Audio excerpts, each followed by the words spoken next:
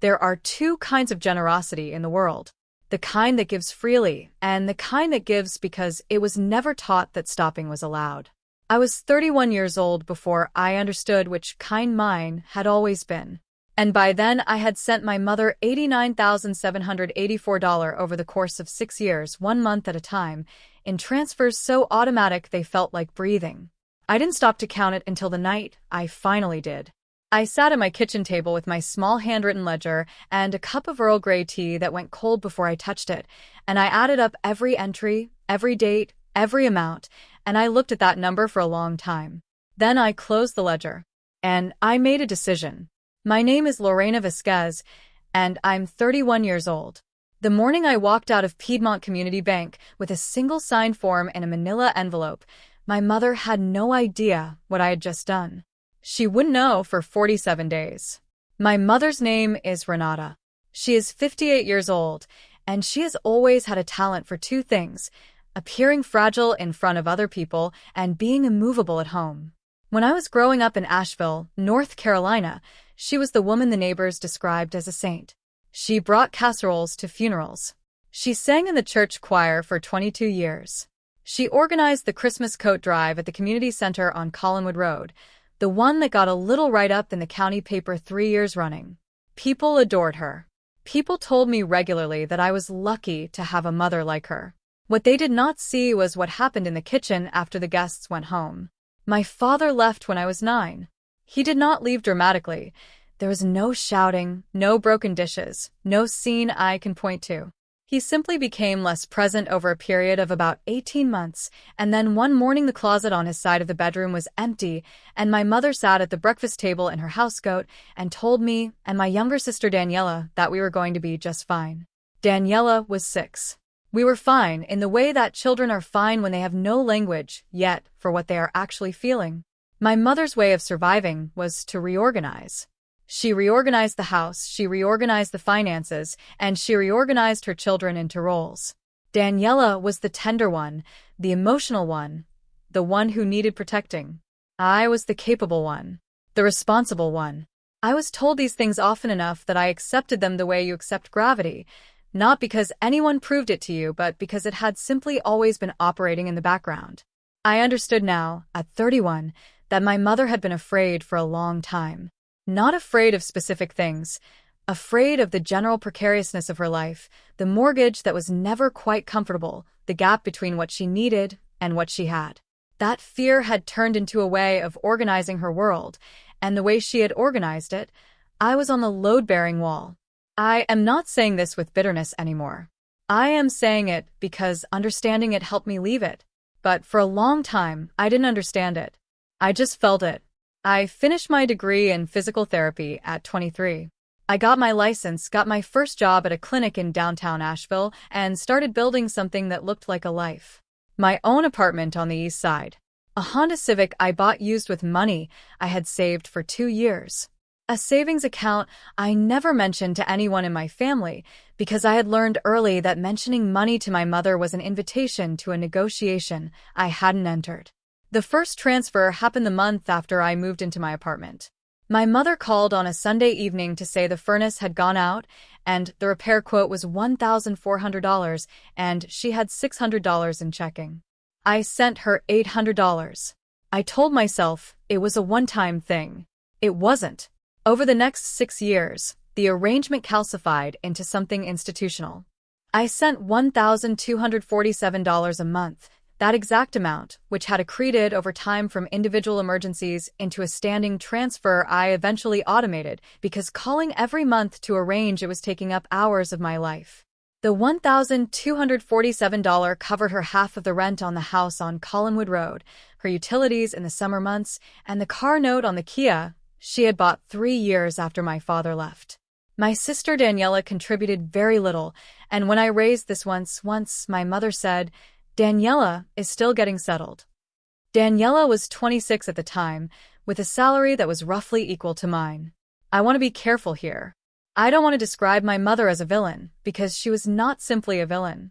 She was a woman who had survived things by leaning, and who had found in me something that could hold weight, and who had never, not once in 6 years, been forced to reckon with what she was doing, because I had never named it out loud. The cruelty was not in what she asked. It was in what she never asked herself. The dinner was at my mother's house on a Saturday in March. 14 people around a table that seated 10 comfortably. My mother's sister Patrice had come in from Charlotte, the Mendoza family from next door. Pastor David from the church on Ridge Avenue, who was a kind and observant man who had known my family for many years. My sister Daniela and her boyfriend, Theo, who was soft-spoken and spent most of the evening looking at his phone. I brought a bottle of wine and a loaf of sourdough from the bakery on the corner. I put the bread in a basket on the table. Nobody mentioned it. Over dinner, my mother was in high form. She told the story about the Christmas coat drive. She told the story about the flooded basement the previous October and how she had managed. Everyone said she was remarkable. Pastor David said she had the spirit of a woman half her age. My mother laughed and waved her hand and looked, briefly, at me across the table in a way that I'd learned to recognize, a look that said, "See how I manage." Someone asked her how she managed so well on her own. And my mother said, without hesitating, without lowering her voice, without any apparent awareness of what she was saying in front of 14 people, "Oh, I manage. Lorena helps some. She's got more than she needs. She's always been." She paused and smiled, and I can still see the exact shape of that smile. A bit of a disappointment in terms of ambition, but she's practical. She helps. I had been sending her $1,247 a month for 72 consecutive months. I did not put down my fork. I did not look up. I cut a piece of chicken, brought it to my mouth, and chewed slowly while the table shifted and Pastor David said something gentle about all children having their own paths, and Patrice looked at the tablecloth. Daniela said nothing. Theo scrolled. I said, "Pass the potatoes, please," and Patrice passed them. Later, when the table was being cleared and I was in the kitchen alone for a moment, my mother came in and said, "You're not upset, are you?" "I just meant you're steady." "That's a compliment," she said. "You don't need it. You're fine." She touched my shoulder and went back into the dining room. I stood at the sink with the water running. I looked at the copper kettle on the stove. I looked at the navy wool coat I had draped over the kitchen chair when I came in, the one with the missing third button I kept meaning to replace. I said nothing. I drove home that night, and I opened the handwritten ledger. The following week, I did not call my mother. I did not send a message about what she had said. I did not draft an email, did not rehearse a speech in the shower, did not ask my best friend Yolanda to talk me through it the way I usually would. I went to work. I put patients through their exercises. I drove home. I made dinner. I did all of this while something very quiet was turning over in the back of my mind like a coin in a pocket. Some kindnesses are loans the lender forgets they're keeping. I had known this for a long time. I think I had known it from the first month I sent the $800 for the furnace. But knowing something and being willing to act on what you know are two different things, and for 6 years I had chosen the knowing without the acting because acting meant changing something I had been told was simply who I was. The capable one. The practical one. The one who helps. Yolanda called me on a Wednesday. Yolanda is a nursing supervisor at Mission Hospital and one of those people who has, through some combination of temperament and experience, an extremely accurate compass for other people's nonsense. She asked how the dinner had gone. I told her what my mother said. There was a pause. "How much have you sent her total?" she said. $89,784, I said. Another pause. "Lorena," Yolanda said. "I know," I said. "What are you going to do?" I said, "I'm going to look at my options." What my options were, concretely, was something I had not looked at closely because looking at them would require me to sit with the full shape of what I had been doing and what I had been told I was for doing it. I made myself do it anyway. I sat at my kitchen table on a Thursday evening with my laptop open and my Earl Grey tea, and I ran the numbers. Not just the 6 years of transfers. The full picture. My own savings, $41,382.17. My retirement account, which I had contributed to consistently since my first job, $28,906.44. A small additional account I'd opened 18 months prior and said nothing about, $7,215. My salary, my expenses, what I had and what I had given and what I was likely to be asked to give next. What I was looking at was this. If I stopped the transfer tomorrow, my mother could, with the income she had from her part-time work at the dentist's office and Daniela's contribution of essentially nothing, cover her rent for approximately 4 months before there would be a gap.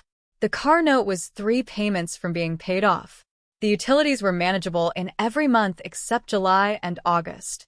She was not going to be homeless. She was not going to go without heat. She was going to be inconvenienced. And she was going to be angry. I closed the laptop.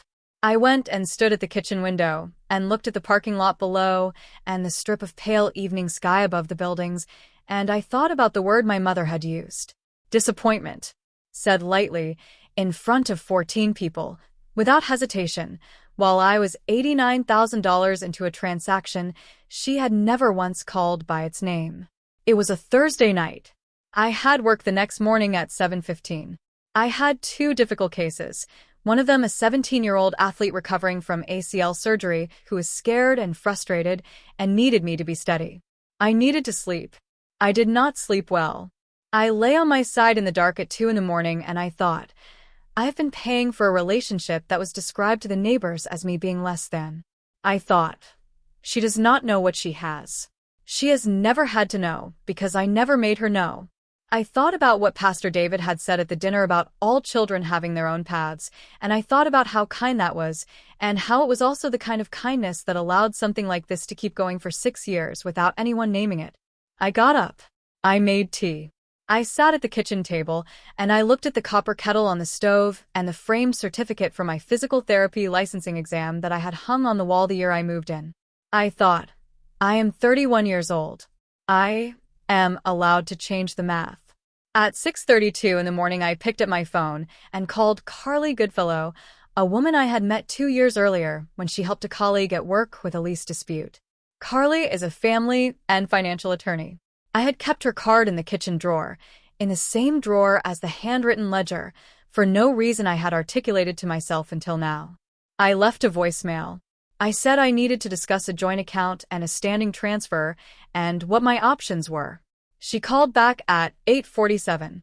I want to talk about the week between that phone call and the Tuesday I drove to the bank, because it is easy, I think, to describe these kinds of decisions as sudden, as something that happens in a flash of clarity. The dinner, the terrible thing she said, the lightning bolt of resolution. That is not how it felt. It felt like walking slowly and deliberately into something I had been circling for years, and the circling had been its own kind of preparation, and the walking forward was quiet and a little sad, and mostly just tired. Carly met me at her office on the following Monday. Her office is on Lexington Avenue, 7th floor, with a waiting room that has a ficus in the corner and a receptionist named Gwen who offered me coffee and then gave me a Bic pen from a cup on the desk when it turned out I had forgotten my own. Carly is practical and direct and does not use more words than necessary. She laid out what I could do. The account, a joint account my mother and I had opened years before, officially for family emergencies, was legally accessible to both of us, but as the primary account holder, I had the right to restructure it. In concrete terms, I could convert it to a sole holder account, revoking my mother's access, and cancel the standing transfer in the same process. I could do this at the bank without notifying her in advance. The transfer would fail at the next scheduled date. She'll find out when it doesn't go through, I said. Yes, Carly said. Is that a problem? I looked at the ficus. I looked at the Bic pen in my hand. No, I said. I want to be honest about something. Sitting in that waiting room before I went in, I nearly called Yolanda. I sat in the parking lot of Carly's building for 22 minutes looking at my phone, Yolanda's name on the screen, not pressing call. The windows of the car were fogged a little from my breath in the February cold. A woman walked past with a stroller and a dog and glanced at me and kept walking. I was not sure in that parking lot that I was doing the right thing. I was sure that what my mother had done had been wrong. I was sure that the $89,784 was real and had come from my own labor, my own hours, my own double shifts and skipped vacations. I was sure that being called a disappointment in front of 14 people was not a compliment. I was sure of all of those facts. And I was still sitting in a parking lot at 9:38 in the morning wondering if the right response to those facts was this one, or something else, or something smaller. The cost of keeping the peace in a house, where peace means being the smallest person in the room, is your whole life. I did not know if I had thought that sentence or read it somewhere or arrived at it in the way you arrive at things after enough time in the dark. But it came into my head clearly and I looked at it for a moment and I thought, yes, that is exactly right. I got out of the car. I went upstairs. I signed the paperwork. The 47 days between the Tuesday I signed and the Thursday the transfer failed were, in one sense, completely ordinary. I went to work.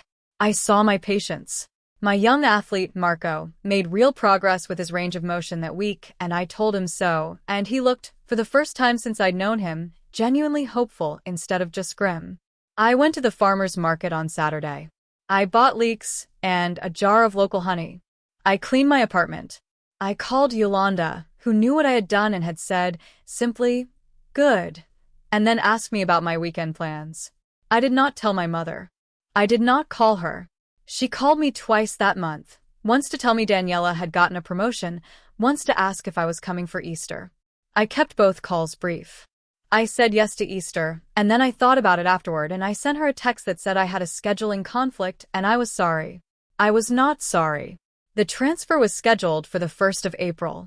I know exactly when it failed because I was at the clinic between patients when my phone began to ring. It was 11:23 in the morning. I saw her name. I let it go to voicemail. Then it rang again. Then again. By the time I finished my next session at 12:47, there were 7 missed calls. I did not listen to the voicemails until I was in my car in the clinic parking lot at the end of the day. I sat with the engine running and my hands in my lap, and I pressed play. The first one was confused. Lorena, I think there might be a problem with the bank. The transfer didn't come through. Can you call me? The second was more pointed. Lorena, I've called twice. Please call me back. By the 5th voicemail, her voice had shifted into something I recognized from childhood, a register she used when she was frightened, which sounded almost identical to a register she used when she was angry. I don't know what's happening. Please just call me and tell me what is going on. The 22nd missed call came at 9:14 that night. I did not call her back that night. I called her the following morning, a Friday, from my kitchen table with a cup of tea that was actually warm this time. I had thought about what I wanted to say, and I had written some notes in the margin of the handwritten ledger. She answered on the first ring. Lorena, what happened? The bank says there's no standing transfer anymore. They say the account was restructured. Yes, I said. I closed the joint account. The transfer is canceled. A pause. What does that mean? It means the transfer is done, I said. The account is mine now. The monthly payment has stopped. She stopped. Started again. You can't just, that's not, Lorena, I depend on that. You know I depend on that. I know, I said. Then why? Because you told 14 people I was a disappointment, I said. While I was sending you $1,247 a month. And you did it without thinking twice. The silence was longer this time. I looked at the copper kettle. I looked at the framed certificate on the wall. I did not fill the silence. I didn't mean it like that, she said finally. You know I didn't mean it like that. I know what you meant, I said. But this is what I mean. The transfer is done. The car note has 3 payments left. I'll cover those, because I said I would, and I keep what I say. After that, we're starting clean. Lorena. Her voice had gone careful. Quiet. I can't afford the full rent on my own. I know, I said. I think it's time to have an honest conversation with Daniela about that. Another pause. That's not fair. Mom, I said. I've been fair for 6 years. I need to be honest now. Those aren't always the same thing. She said several more things. Some of them were about how hard she had worked raising us alone. Some of them were about how I had always been cold. Some of them were about how she hadn't meant it as an insult, that people misread her, that Pastor David had understood. I listened to all of it. I did not argue. I did not apologize. I did not raise my voice. When she had finished, I said, "I love you. I'll come for Sunday dinner next month. But the transfer is done." I ended the call. I sat at the table for a while. Outside, the April morning was pale and cool, the kind of morning that hasn't decided yet whether it's still winter. I finished my tea. I rinsed the cup. I put on the navy wool coat, the one with the missing third button, and I drove to work. It has been 4 months since that phone call. I want to tell you what happened and what didn't, because both matter. What happened? Daniela called me the following week. She was irritated. She said I had put her in an impossible position. I said I was sorry she felt that way, but that I had not been the one who created the arrangement we were both living inside. She said that was easy for me to say. I said it was not easy. Neither of those things was untrue. My mother and Daniela worked something out. I don't know the details.